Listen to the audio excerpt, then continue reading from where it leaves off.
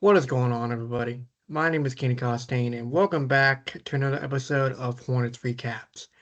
And on today's episode, we'll be discussing the Charlotte Hornets losing to the Detroit Pistons 110 to 104. And without further ado, let's go over the box score and stats throughout this game. All right, so for the winning Detroit Pistons, Cade Cunningham led the way with 33 points, 9 rebounds, 7 assists, 12 for 27 from the field, 2 for 6 from 3, 7 for 7 from the free throw line. Duncan Robinson had 18 points, 3 rebounds, 4 assists, 8 for 10 from the field, 1 for 3 from the 3-point line. Jalen Duren had 15 points, 5 rebounds, 2 assists, 5 for 7 from the field, which we'll get to in a few minutes in this video. So stay tuned. For the Charlotte Hornets, they lose for the first time in about over 3 weeks. So the 9-game winning streak has come to an end. And the leader in this contest was Brandon Miller with 24 points, 8 for 18 from the field, 4 for 10 from 3, 4 for 4 from the free throw line.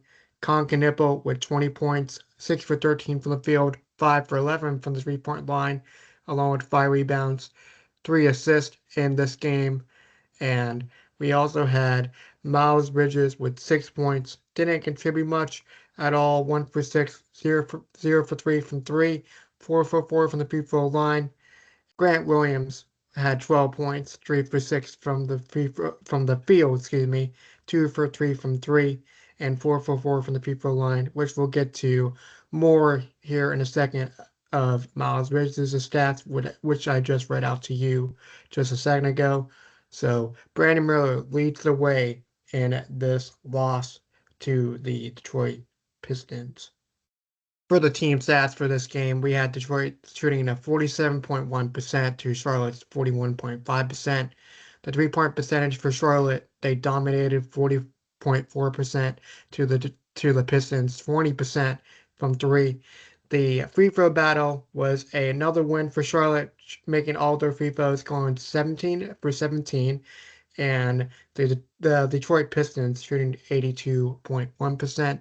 And this is the first time in quite some time when it comes to total rebounds for the Hornets losing this category, which the Pistons having 41 to Charlotte's 39, 14th offensive rebounds to Charlotte's 11, 27 defensive rebounds to Charlotte's 28. The assist with 22 assist numbers for Charlotte. The Detroit Pistons had 20 to the blocks, 3 blocks apiece, steals 12 to 4. Turnover battle was not really the best either. Once again for Charlotte, having 18 to Detroit's 10. The points off turnovers 23 to 12. Detroit winning that category. Fast break points 14 to 8. Detroit 60 to 26 for Detroit, dominating that category. And the points in the paint, points per possession 1.15 to Charlotte's 1.05, and the personal fouls 20 for Detroit and 24 for Charlotte.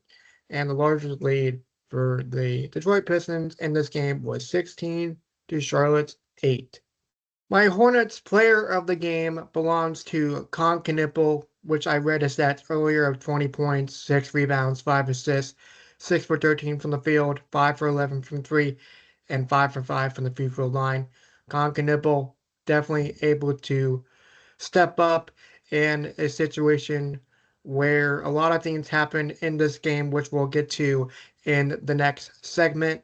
And Concanippo is able to put on a great performance, putting up a stat line that looks really good throughout his rookie season so far, with 20 points, 6 rebounds, 5 assists, 6 for 13 from the field, and hitting 5 3-pointers in this game. So Concanippo is my Hornets player of the game. So what are my thoughts during this game that took place last night at Spectrum Center?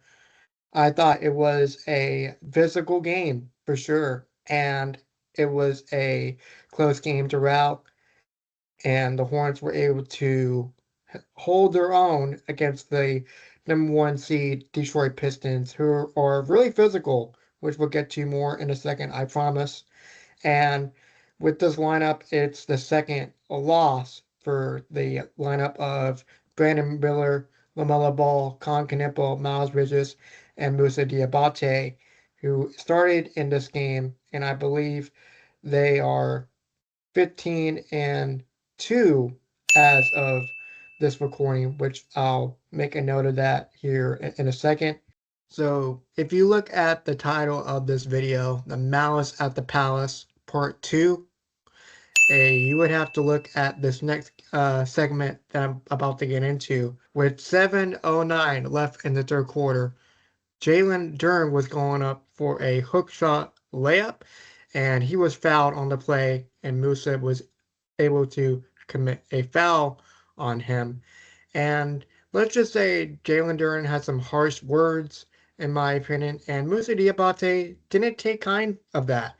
And they were both up face to face, and few punches were attempted between Jalen Duren and Musa Diabate. And let's just say the coaching staff for the Hornets and some coaching staff for the Detroit Pistons was not too happy. And it all escalated from there. And let me just say this before I get into the next part. Thank goodness for the fans of this game did not get involved in the scuffle that took place on the court, because it would have been real ugly, real fast, and it would have costed some big time, uh, and it would have cost some big time consequences when it came to the team and for the fans that were at Spectrum Center. So thank goodness for the crowd staying out of it and actually trying to uh, hold their support for the Hornets organization during this game. So right after the Jalen Duren Musa Diabate scuffle, Jalen Duren was able to walk away, and Miles Bridges for the Charlotte Hornets must have heard something and did not take too kindly of that, and was able to charge at Jalen Duren and was able to get in a scuffle. And Isaiah Stewart, who was on the bench at the time, was able to get into that scuffle as well with Miles and Jalen Duren. And for Isaiah Stewart, he is known to be more of a hothead as of late with the technical fouls and some of his shenanigans on the court. So expect Isaiah Stewart to get some sort of fine out of this, and we'll get to more of the next segment here in a second. And to make a long story short, Miles Bridges, Isaiah Stewart, Musa Diabate, and Jalen Duren will receive technical fouls and was escorted out of this contest. So the Hornets had to go without Miles Bridges and without Musa Diabate the rest of the game. And again, this is with 7:09 left in the third. Still plenty of time, and the Hornets were down at this point. So the Hornets needed some sort of momentum booster to get back up again. And this was not a good look for Miles Bridges and Musa Diabate. And we'll see what happens with them. So, is there any suspensions happening for the Hornets and Pistons players of Jalen Duren, Isaiah Stewart, and Musa Diabate and Miles Bridges? I would say yes. If I had to make a prediction for Isaiah Stewart, I'll go over him first. He is known to be a hothead, which I mentioned earlier, and dealt with so many technical fouls throughout his career. And for him to come off the bench and to able to try to at least break up the scuffle between Jalen Duren and Miles Bridges. If I had to make a guess, as of right now, because I haven't heard anything yet when it came to suspensions from the scuffle, I would say Isaiah Stewart receives a 3-game suspension from what he did from coming off the bench. And in my opinion, I would have kept Isaiah Stewart calm and collected off the bench. And, he decided to come off the bench and try to handle it himself. And that to me was not right. Hey, this is Post Keenan here. I forgot to mention about Jalen Duren's side of things as part of the Isaiah Stewart and Jalen Duren scuffle with Musa Diabate and Miles Bridges. I believe that Jalen Duren will get a 1 game suspension. Again, the news still hasn't broken as I'm editing this video today. So Jalen Duren will possibly, in my opinion, will get a 1 game suspension. Thank you and enjoy the rest of the video. As for Miles Bridges and Musa Diabate, if I had to make a prediction for them, I would say they would have to miss the Atlanta Hawks game, which is happening tomorrow. So a 1 game suspension for them, and it would be a tough loss for Miles Bridges and Musa Diabate to miss out on such an important game on a Southeast Division rival. So I would say Miles Bridges and Musa Diabate would miss 1 game in the scuffle that took place. And when it comes to fines as well, I would say maybe at least a 25,000 fine for all players involved, if not more. So that's part of my prediction as well. Now, when it came to Miles Bridges and Musa Diabate being ejected from the ball game, the Hornets did not give up. LaMelo Ball did his thing, and Con Knipple, the player of the game for this episode, did his thing, being the team leader in this game, and also Brandon Miller having a 20-point game, which is nice to see as well. And it was a close game, and they were able to rally back from 16 points down in the third quarter and was able to make it a game and were able to compete. So very proud of the effort with 2 of your star players throughout the starting lineup that's only lost 2 games with this starting 5 core. So really proud of the effort for sure. My last thing on this, Charles Lee was ejected from the game in the fourth quarter on a offensive foul that was called on Grant Williams. So Charles Lee basically ran to half court and had to be held back from going after a ref or a player, and he was not too happy about the call, and the refs was just decided to, you know, throw him out.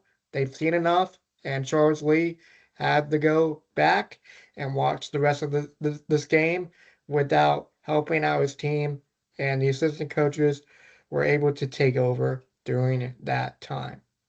And before I go into my Atlanta Hawks versus Hornets preview, John Longstaff, Chris Gent, and Ryan Fraser, just to name a few, took over for Charles Lee's place while Charles Lee was ejected from the ball game in the fourth.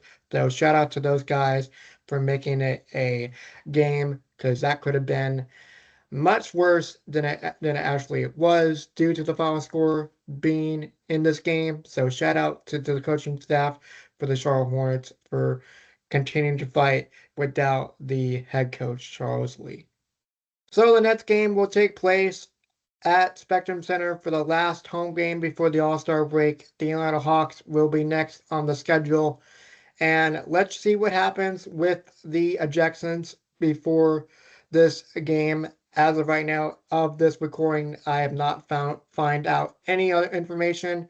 All I know is that PJ Hall and Tijon Salon has been recalled from the Greensboro Swarm, and I'm just thinking that there will be a suspension from Miles and Musa Diabate for at least 1 game, $25,000 fine, and it will be uh, a tough matchup without those guys in the lineup. And they've beaten the Atlanta Hawks before on Saturday, but expect the rotation will be different when it comes to player rotations, I should say.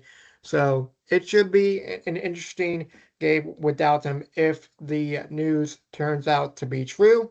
So again, the Charlotte Hornets will face the Atlanta Hawks tomorrow night at Spectrum Center at 7 o'clock Eastern Standard Time. The last game before the All-Star break, let's see if the Hornets can get on a winning streak for the first time, a new winning streak for the first time in quite some time, I should say. And it'll be good momentum if they do get the win before the All-Star break. And before I forget, there was another scuffle that took place against the Minnesota Timberwolves last night for the Atlanta Hawks. So there will be a couple players missing from the Atlanta Hawks roster, or at least not one will be not being suited up. If I had to take a guess, again, no news has been confirmed of this recording. We'll just have to wait and see. And until next time, have a good one. See ya.